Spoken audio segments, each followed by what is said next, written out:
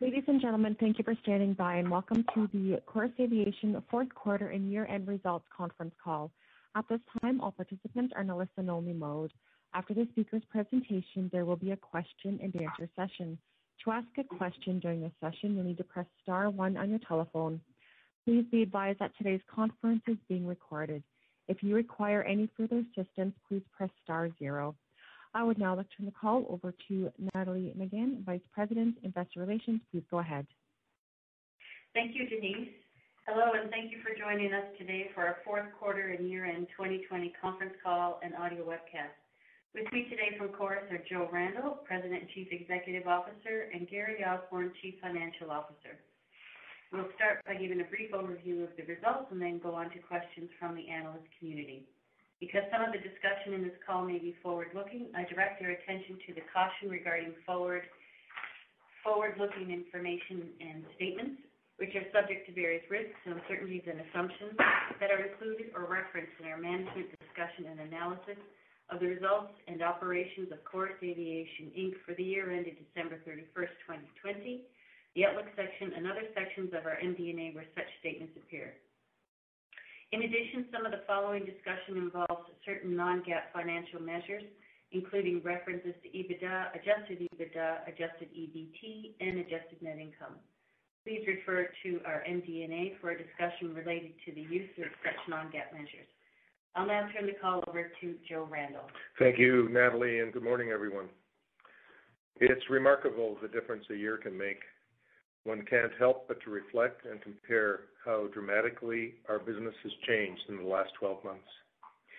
2019 was an outstanding year, and we were poised for significant growth and diversification in 2020, having started the year from our strongest position in our history. However, the COVID-19 crisis forced us to quickly pivot our strategy from offense to defense, from organic growth to one of building liquidity and protecting the balance sheet. The crisis brought a deep global reduction in passenger demand and onerous travel restrictions, imposing significant financial hardship on our customers and dramatically reducing our CPA operations. Nevertheless, the resiliency of our business model and the dedication of our team delivered respectable financial performance despite these unprecedented challenges. Year over year, adjusted EBITDA of $347 million was relatively consistent due primarily to the fixed fee nature of our contract with Air Canada and modest growth in regional aircraft leasing revenue. We are one of the few operators reporting positive returns, having concluded the 2020 fiscal year with 26 cents in net earnings per basic share, or 40 cents on an adjusted basis.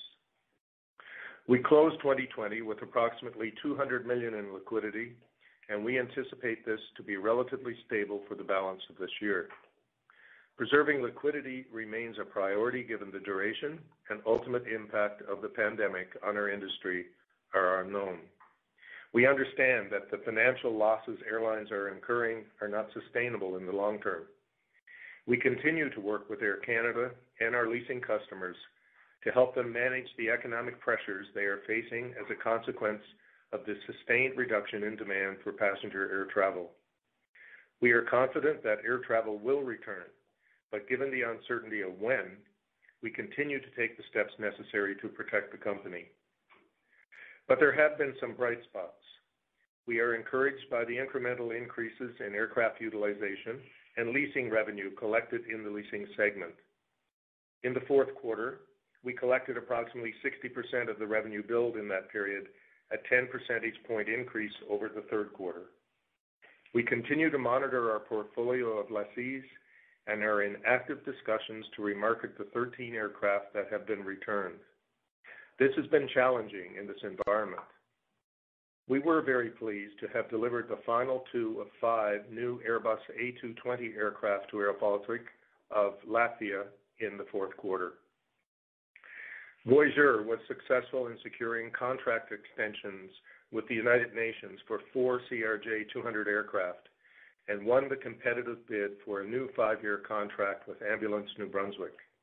This milestone extends our 25-year relationship with the province a wonderful testament to the expertise of our team.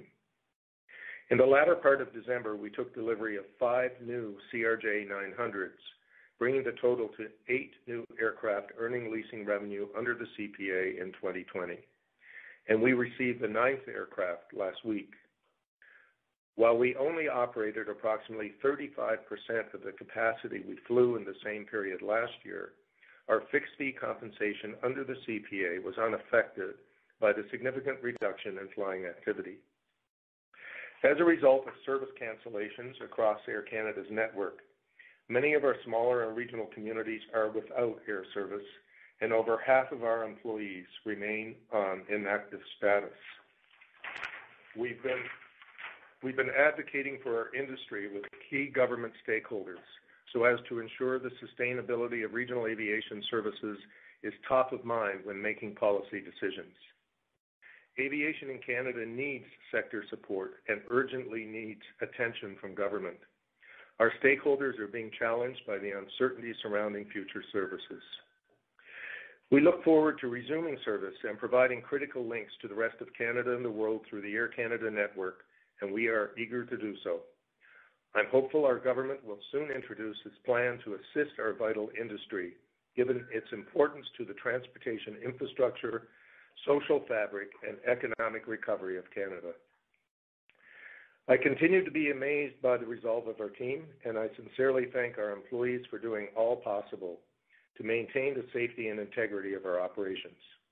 For the near term, we'll continue to focus on this while preserving liquidity and supporting our customers. Before I turn the call over to Gary, I wanted to touch on the preliminary acquisition proposal we received last October. While that proposal is no longer being considered, we are having discussions with the same party regarding a potential investment. While I understand many of you may have questions regarding this, due to the contractual and confidential considerations, I can't provide more color on this dialogue at this time, and naturally, we will update the market should a material transaction be realized. Thank you very much for your time, and I'll now pass the line over to Gary. Thank you, Joe, and good morning. In line with Joe's commentary, there has been an incredibly challenging year in which we saw the industry reduced to a fraction of its 2019 operating levels. Even with this, Chorus was able to achieve positive cash from operations, net income, and EBITDA, ending the year with over $200 million in liquidity. The results are a testament to our business model, strong partnerships with customers, including Air Canada, and the dedication of all our employees, including those on inactive status awaiting their return. Our fourth quarter adjusted EBITDA was $82 million, a $6.7 million decrease over fourth quarter 2019. Adjusted net income was $7.7 million, a $15.6 million decrease over last year, which led to a decrease in adjusted EPS at 5 cents versus 15 cents last year. Here's how the fourth quarter of this year compares to 2019. The regional aircraft leasing segment's adjusted EBITDA decreased by $7.8 million, primarily due to a $3.6 million expected credit loss provision and lower lease margins attributable to 13 off-lease aircraft. Due to the impact of COVID-19, the non-cash general aircraft impairment provision of $41.6 million and $0.5 million for lease repossession costs were added back to adjusted EBITDA.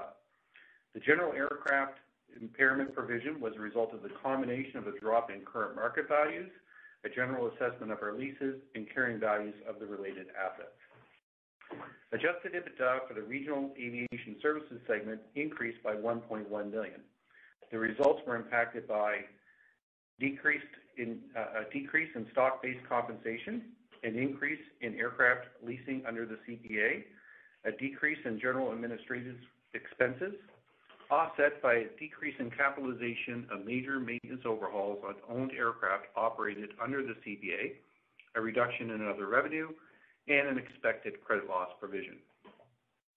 Adjusted net income was $7.7 million for the quarter, a decrease of $15.6 million, due to the previously mentioned $6.7 million decrease in adjusted EBITDA, an increase in depreciation of $3 million, primarily related to additional aircraft, an increase in net interest costs of $3.8 million, primarily related to the new credit facilities for general operating purposes and additional aircraft debt, and an increase of $6 million in realized and unrealized foreign exchange, offset by $3.5 million decrease in adjusted income tax expense.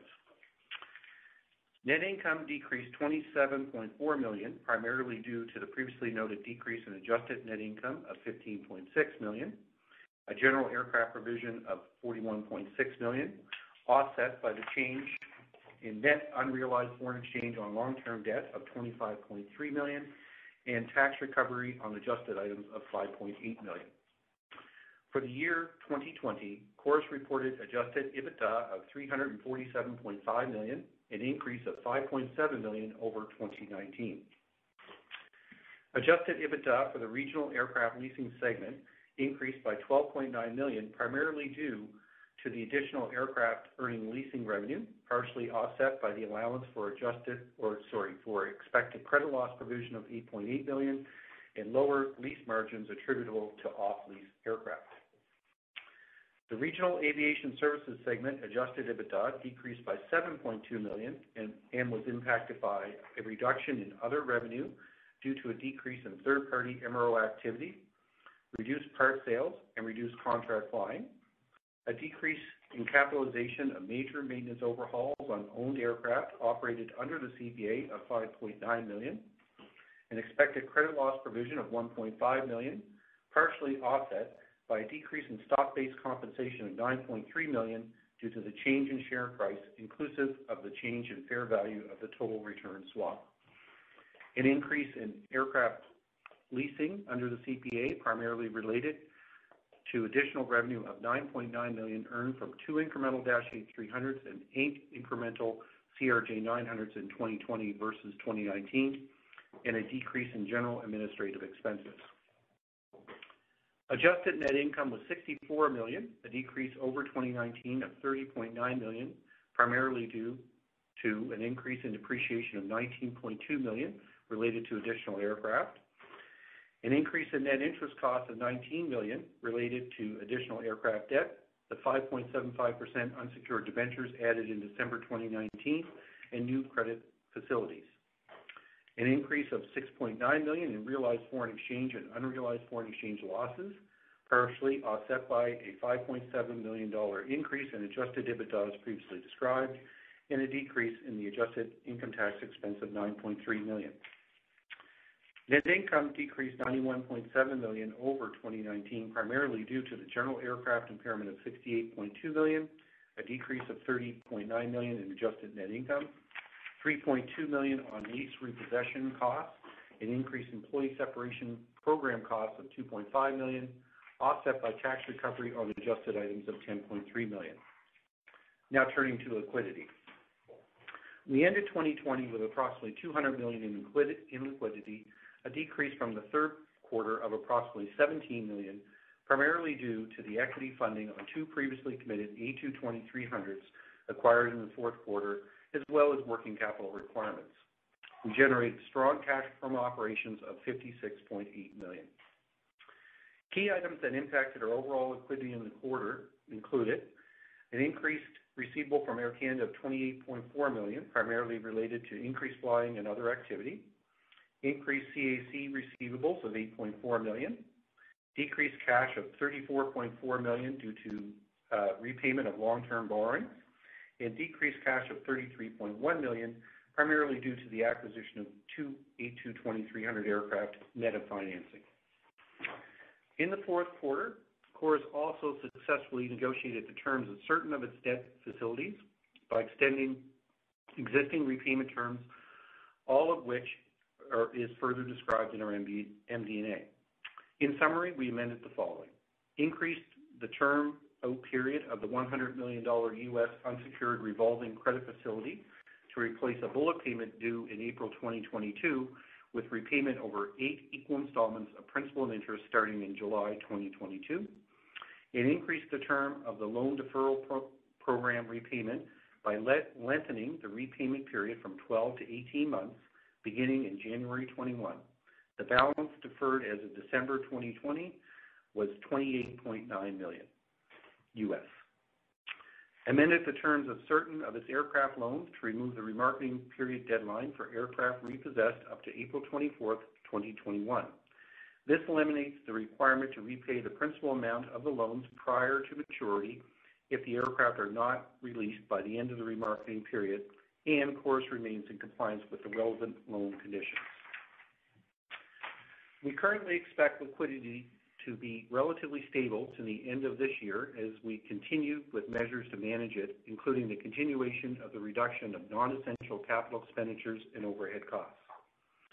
As Joe mentioned, we collected approximately 60% of lease revenue billed in the fourth quarter from our lessees, excluding repossessed aircraft, a 10 percentage point improvement over the third quarter of 2020.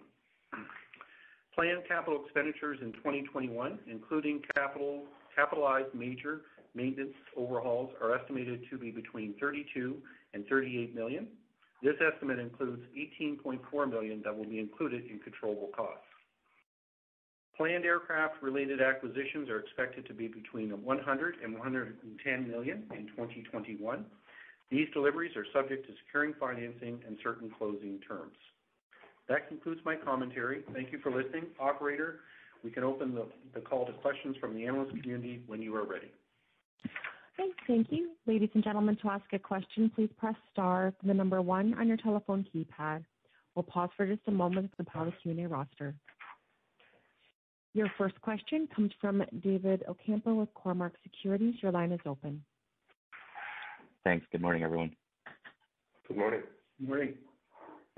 So it's pretty good to see the remarketing period get eliminated, but the commentary is that it's for all planes up to April 24th, 2021. So do you expect to see, or do you see any major concerns with your customers right now where you may have to repossess other aircraft? I was just trying to get a sense on why that date is 2 months out.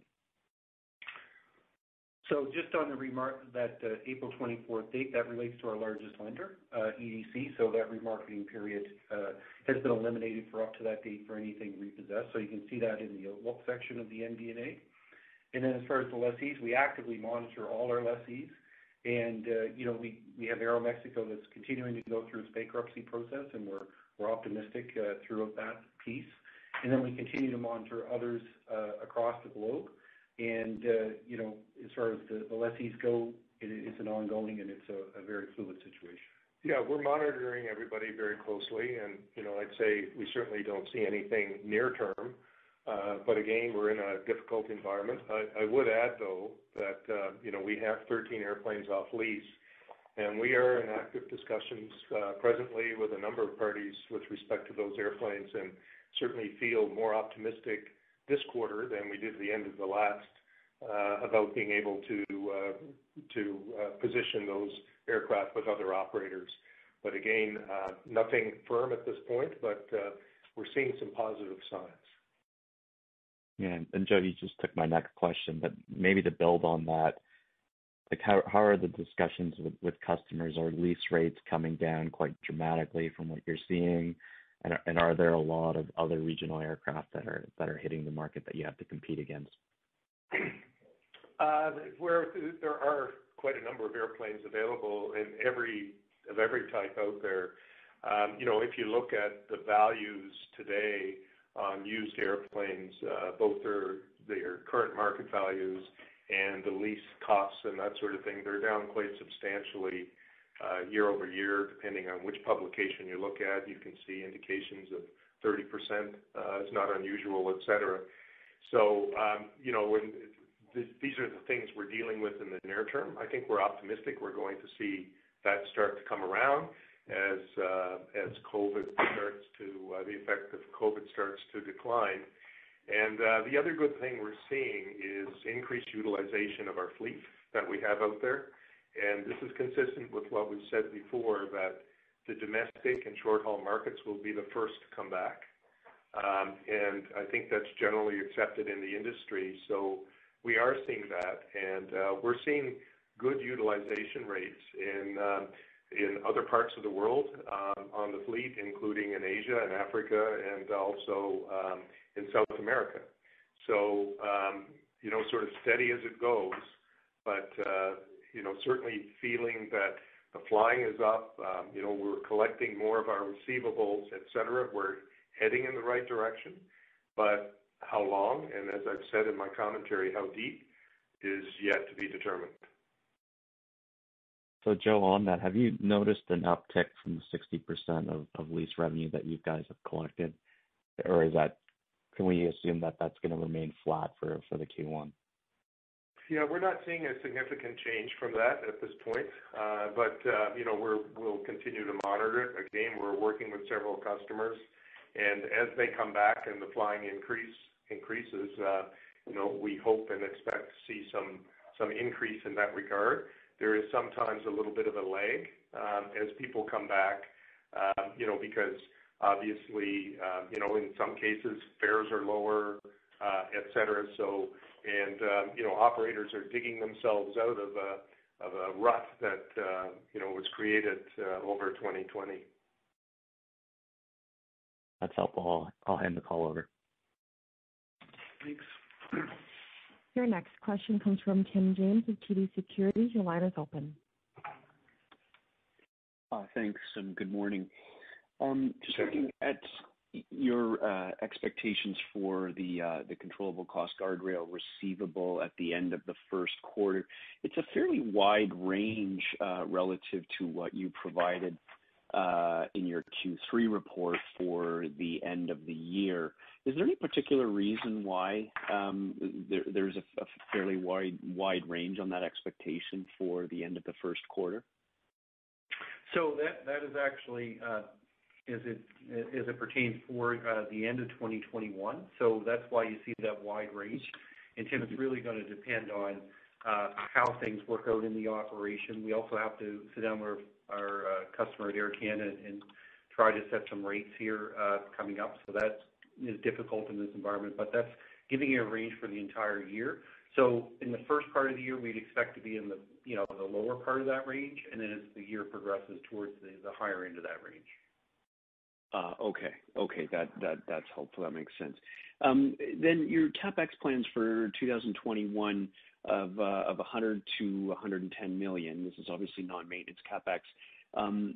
It seemed a little high to me when I think about sort of the aircraft that are being acquired and taking into account there's a little bit in there for the ESP. I'm just wondering, am I underestimating the cost of those assets likely, or is there something else included in there that isn't sort of specifically called out?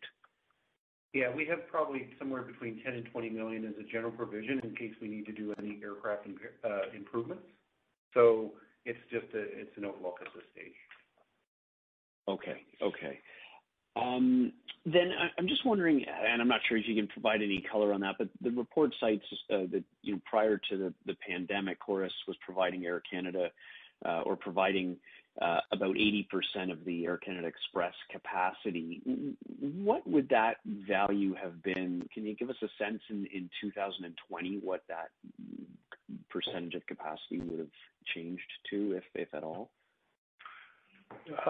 I think it's probably fair to say it wouldn't have changed, but it would have, remained proportionate through that period of time. The two carriers providing the capacity would be ourselves and Sky Regional, and both ourselves and Sky are flying these days. So I don't think there's much of a material difference there. Okay, thank you. That's all the questions I had. Your next question comes from Konark Gupta with Scotia Capital. Your line is open. Good morning, and thanks, everyone.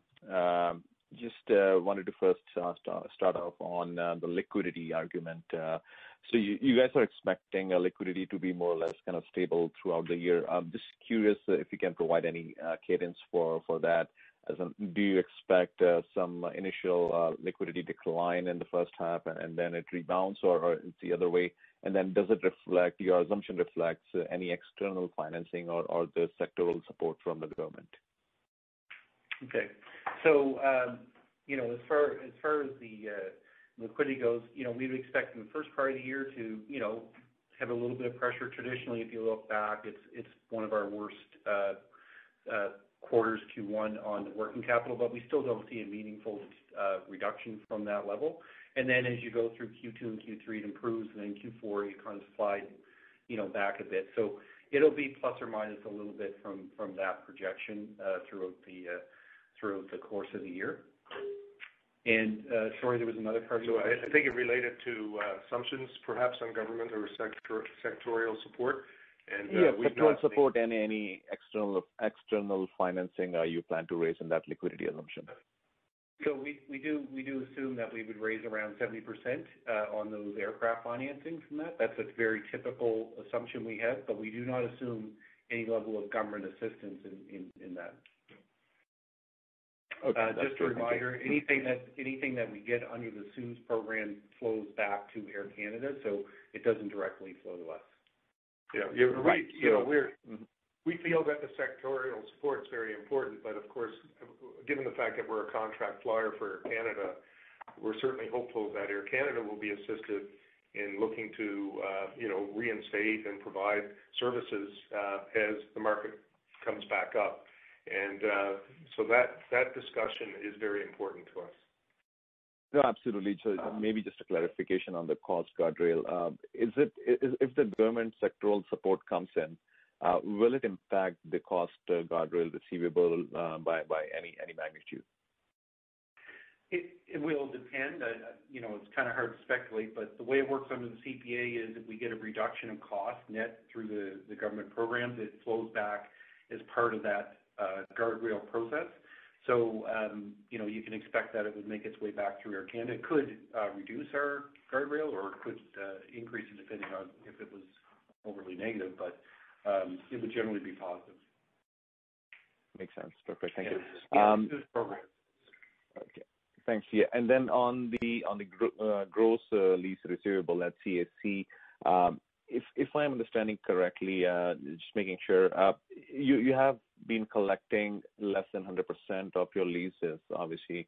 So as you collect less than 100%, you bill your receivable, and then you start collecting some of the previous receivables, I guess, right, as those payments come due.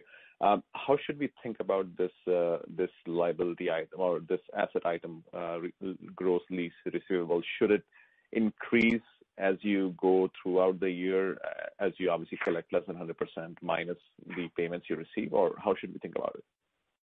No, if you go to our disclosure, we expect it to remain fairly constant to the end of the year. We're not seeing a major change. And it's really, as you alluded to, we are going to receive some of the deferral payments back from the customers. So what they've, we put in the receivable, and then there could be some amounts that interchange there. So we see it as being pretty flat to the end of the year. Thanks, Harry, for that. And for CapEx, is there any timing for CapEx where you, in any particular quarter, which is heavy on CapEx? I think you could say Q1 will probably be lighter than most coming through here. The two aircraft that were with the undisclosed customers still under negotiation and that. So, that's not something that's imminent right now, but that could change. And as far as the maintenance CapEx, I think you would see that start to spool up as the operation starts to spool up. So. Okay, thank you. And with respect to remarketing discussion, Joe, I'm curious if you can help us here. Like you have been sitting with these 13 aircraft for some time, obviously now, and then hopefully the vaccine kind of brings in some recovery for the industry.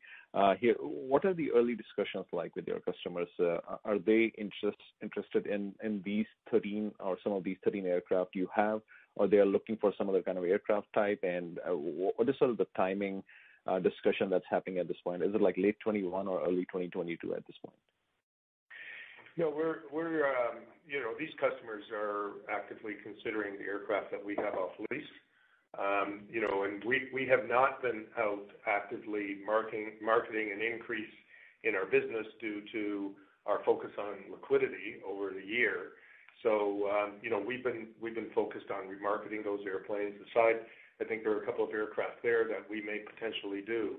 And so there are operators that are looking at getting back up here, and so the timing is to be determined, but certainly, we're hopeful that throughout this year you'll see quite a number of those 13 airplanes start to be released and put back in operation with customers. That's great. And then last one for me before I turn it over. The stock-based comp in Q1 last year, I think it dropped because the stock price dropped. I was just curious, given where you are right now on the share price and the total return swap you have, do you expect the Q1 of this year, the stock-based comp be flat or down from last year? It should be flat. We put as far as the total expense year over year, I'd have to look at that. But with the total return swap, essentially when we put it in place, it locks in a very flat number, so it's constant. And through 2020, it was a relatively constant number. So you shouldn't see a lot of fluctuation in 21 year over year. Perfect. That's it from me. Thank you so much. Yeah. Your next question comes from Walter Spracklin with RBC Capital Markets. Your line is open. Good morning, everyone. Hi, Walter. Good morning. So there's a lot of, obviously, stranded capacity on belly space of aircraft that were flying and now grounded internationally. And I noticed that you got a nice renewal with Voyageur. I'm just curious as to whether there's any potential to repurpose aircraft either temporarily or longer term if, as many expect, this stays, constrained for some time. And can Voyageur aircraft be repurposed, or can you look to do a strategy pivot here to include a cargo element to Voyageur or to Chorus? Yeah, it's a very good question. We have repurposed a few Dash 8-100s into package freighters, and these aircraft, in some cases, we lease them as a dry lease, and in others we operate on a contract with Voyageur. And we are actually using aircraft as well that are not entirely converted. So we've been growing. It's still relatively small, though, but it is an area of focus for Voyageur, and we do have quite a number of assets that we can repurpose here, and we have the expertise and the know-how and to do the change in North Bay. So that's a very good interest to us, and I'm hoping that over the next couple of months we'll have more to say with respect to cargo and how we're doing and what our plans are there. Okay, that's great. You mentioned, and you're absolutely right, I believe that, certainly shorter haul will come back quicker than longer haul. And you mentioned some indicators that you follow that suggest that is occurring. Can you give us some hard numbers on that by any chance, or perhaps offline give us some indication of what you follow just so we can follow it along with you and kind of gauge that trend, because I think it is a trend that a lot of your investors are very much focused on. It's part of their investment thesis. So any specific proof of that would be very helpful. Yeah, we have stats that we can provide you. There are a number of industry publications, and of course we monitor the utilization on our own fleet by aircraft by month. And so we're watching that very closely with each of the operators.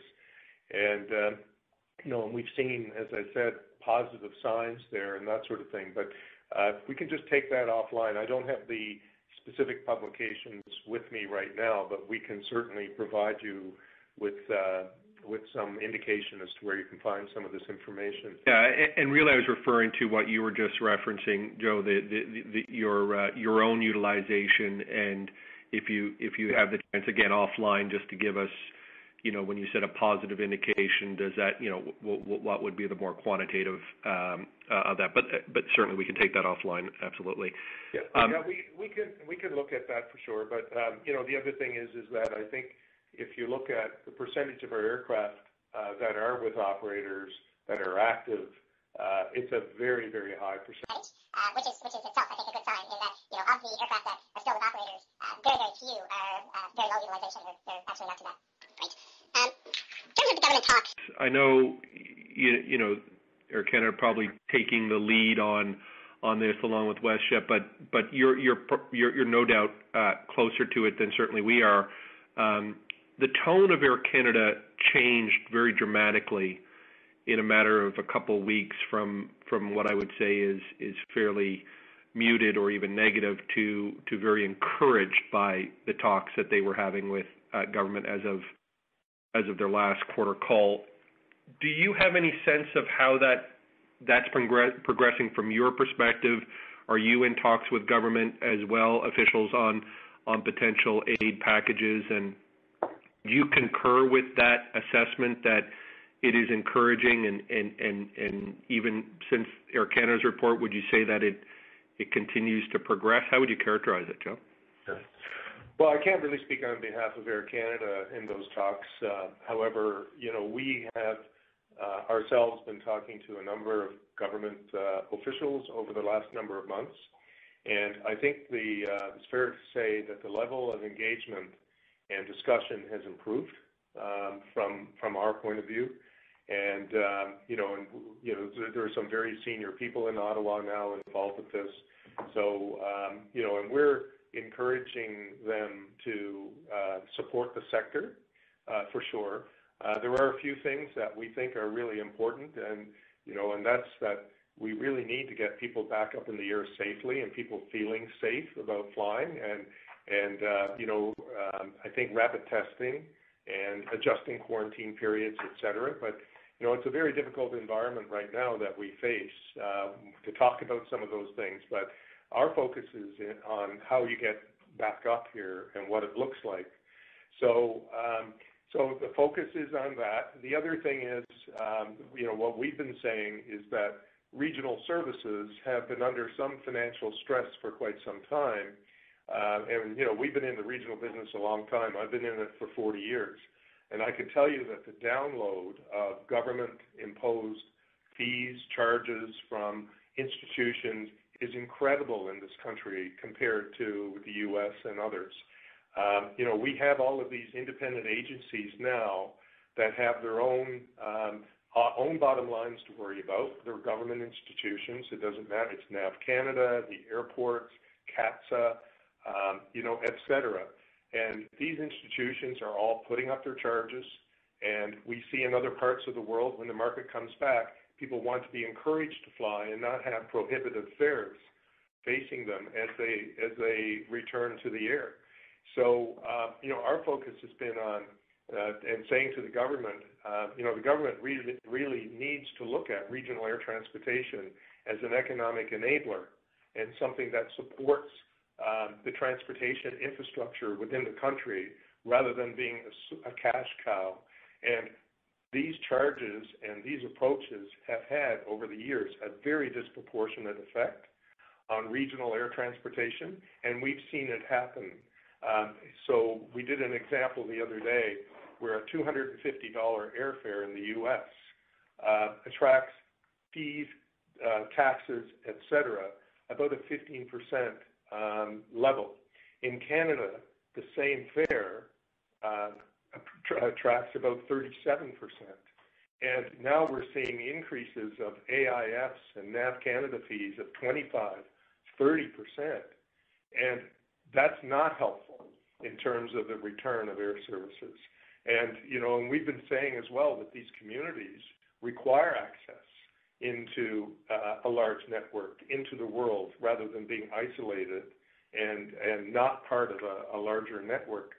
So that's been our message. And, we have thousands of employees laid off here, and it's really important. We have the aircraft, we have the employees, we have the position in the market, we have the safety record and the quality of service that is required in these markets.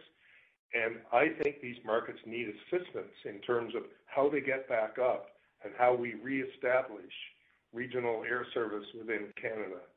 And that's been our message, it's about how do we get back up as an industry and start linking the country again the way it needs to be linked from a social and an economic perspective.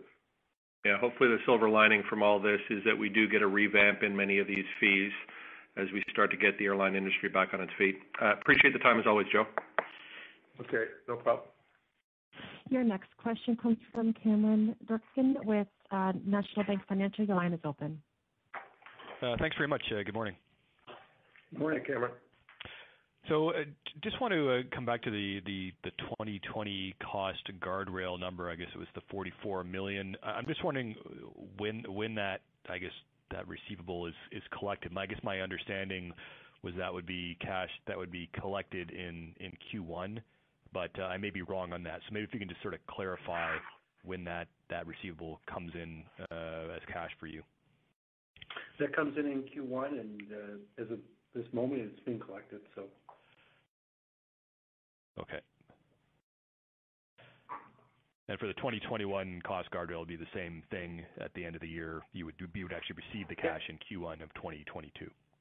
It's always in Q1. Okay. Okay. Perfect. Maybe a question on sort of the nature of your I guess discussions with Air Canada these days. I mean, obviously, I think they're probably, as everybody in the industry is probably thinking that this crisis has gone on longer than most people would have expected a year ago. And of course, Air Canada's continued to pay the leases under the CPA. Has there been any discussion about Air Canada deferring some lease payments or any other adjustments to the CPA at this point? I mean, maybe you can just sort of discuss the nature of the discussions that you're having. Yeah, we continue to discuss with Air Canada ways of improving efficiency, helping them through this pandemic, et cetera. And, our partnership is very strong, and we've done a lot, and we will continue to do what we can and to help and to be a good partner going forward. So, we have deep discussions on every aspect of our business, and we will continue to do that. And I think that's the nature of our partnership. Okay, fair enough. And just maybe a final one for me, just as regards to the, I guess, remarketing of some of the aircraft in the third-party leasing business. Is the discussions that you're having with some of the potential airlines, are they more looking for short-term leases, or maybe the better question is, I assume you would probably prefer short-term leases given where lease rates are, and then hope 3 years down the road to maybe release those aircraft again at once the industry is recovered. Is that kind of the way you're looking at it? Yeah, they're a little all over the place. I guess the benefit of the short term is, the market may be better, but there's a benefit to a long-term lease as well, in that you have this certainty of payment and a longer-term customer, et cetera. So right now we have, I think, a variety of potentials here that we're talking about. So, there's a put and a take on whether it's short or long. So it's, in the end, something that works for us. Okay. Oh, that's great. Appreciate the time. Thank you. Your next question comes from Kevin Chiang with CIBC. Your line is open. Thanks. Thanks for taking my question, everybody. Hope everyone's having a good morning. Maybe just back on the government assistance stuff. One of the things I think the government has said as part of the criteria would be like a public interest test or some sort of support for the broader aviation and aerospace industry in Canada. So those that receive any funding would have to provide additional support to the Canadian aerospace industry. Just when you look at Voyageur, your MRO business, just do you see an opportunity to potentially benefit from maybe more Canadian airlines using your services to the extent that they participate in a sectoral aid program, and what percentage of, let's say, that business or revenue today sits with Canadian airlines? Yeah, a lot of the Voyageur business is with customers outside of Canada, and the thing about it is that all segments, of course, as you know, are not created equal in this pandemic within aviation. The part that's been most severely hit has been passenger airlines and leases, et cetera. So, I think I can't help but believe that the support will be more along that segment because the others, Voyageur itself is doing not bad these days, frankly, and it is somewhat insulated from the passenger side of things. But of course, our CPA is very much influenced. Our third-party leasing at this point is all passenger aircraft. So, I don't really know what the government's thinking here with respect to the sector, but I think the most immediate need is certainly more in the operating side of aviation within Canada, and I think that's where other governments have been putting support in terms of the sector. For instance, in the United States, as an example. Okay, that's helpful. And then just on Chorus Aviation Capital or your regional aircraft leasing operations, you basically have noted that most of your customers, if not all of your customers, have asked for some sort of relief. Are you able to share with us, the breakdown of the type of relief being provided? Let's say, the percentage of customers or aircraft that are now under some sort of power by the hour versus just a straight delay in payment that gets recaptured in a future quarter. And I guess what I'm trying to get at is, do you need to see, do these customers need to see traffic back at pre-pandemic levels before you get 100% rental recovery rate? Or, because I would think it could be lower, as long as they're as long as they're on sound financial footing, it doesn't matter if they're running 80% of 2019. You should be seeing 100% of your lease payments. Is that the right way to think about it, or do you need to see them back at 100% of pre-pandemic levels before that rental collection rate is at 100%? I think the simple answer is with that is it depends on the customer. And we have customers that are in various states, and it depends what's going on within their individual geography and jurisdiction. And, and what works for one doesn't necessarily work for another. And, one of the things that we do is we work closely with each of them to work to find a solution that works. So you're going to have a variety of things there. We have customers that there's been no issue with throughout the pandemic. And others that are struggling a lot. So, and we don't break it down in that way, Kevin. A lot of it is competitively sensitive, I think, because, I think one of the things that we believe is you can actually have a competitive advantage if you're more responsive with your customers and you work to find solutions. And it includes, in some cases, extending leases out, a number of years. So it's a little all over the place, to tell you the truth. Okay, that's helpful. And maybe just two housekeeping questions for me. And Joe, you I think in a previous answer, you talked about working with Air Canada and finding other ways to find cost savings that could help them as you're a key partner on the regional aircraft side.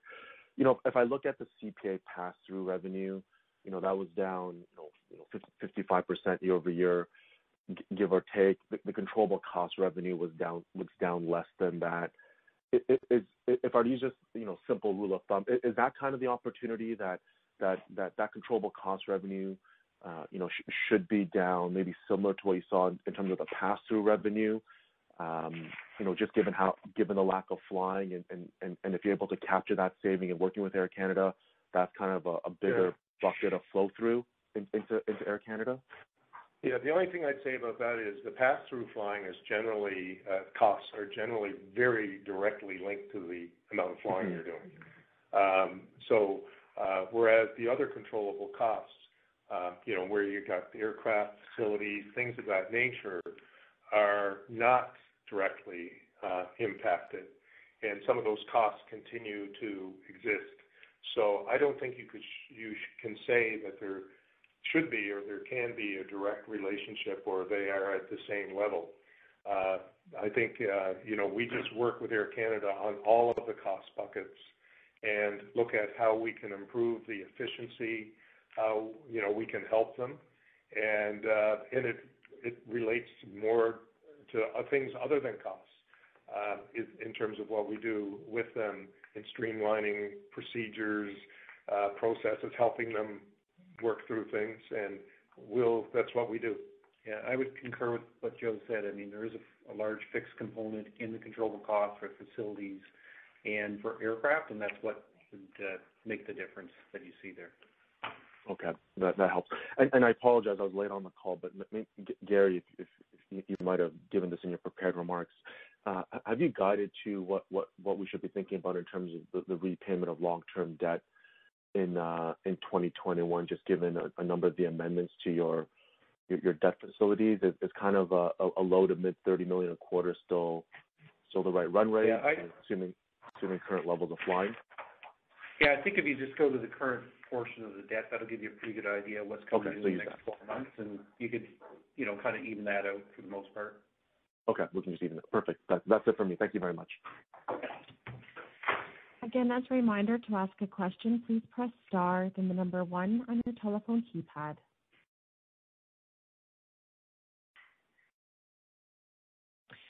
Okay, and we have no further questions queued up at this time. I'll turn the call back over to Natalie McGann. Thank you very much, operator, and thank you everyone for being present on this call. We look forward to speaking with you again soon. Have a great weekend. This concludes today's conference call. You may now disconnect.